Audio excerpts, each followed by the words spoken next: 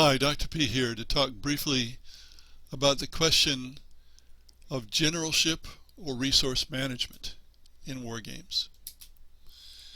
Is resource management warfare? Well, insofar as big, long wars are usually economic, we can certainly make a case for this. But is it what most wargamers want? I think most want an emulation of generalship and leadership, not of war as a whole, and certainly not of economic development.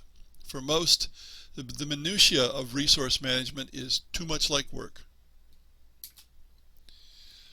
So to me, games like Civilization and Hearts of Iron, or Hearts of Iron 4 particularly, and many others, are much more resource management games and not quite war games. Usually they're single-player games, so they're really puzzles disguised as games for one player. And as with most game-related puzzles, they're designed to be complex in order to make the puzzle harder to solve.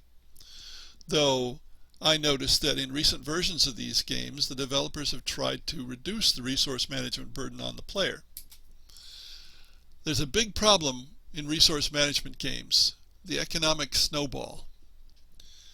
Snowball in the sense that once you get a snowball going in sticky snow, it gets bigger and bigger quite rapidly.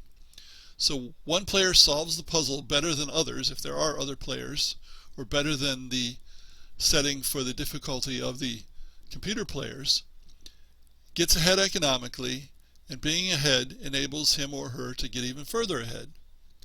In simple terms, you spend production to improve production, which leads to even more production that you can spend to improve production.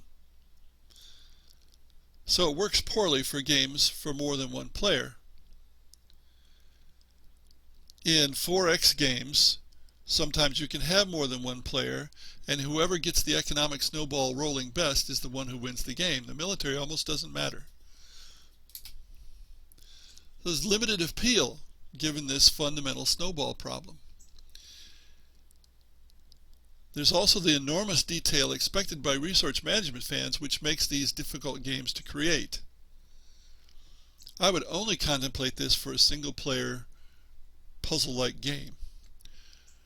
Also, you're definitely getting away from reality in these games. You're getting lost in details that can be controlled by the player but could not be controlled in reality, so you don't even have a realistic game.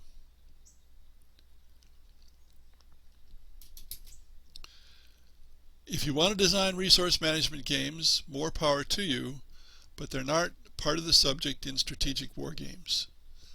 Thanks for listening.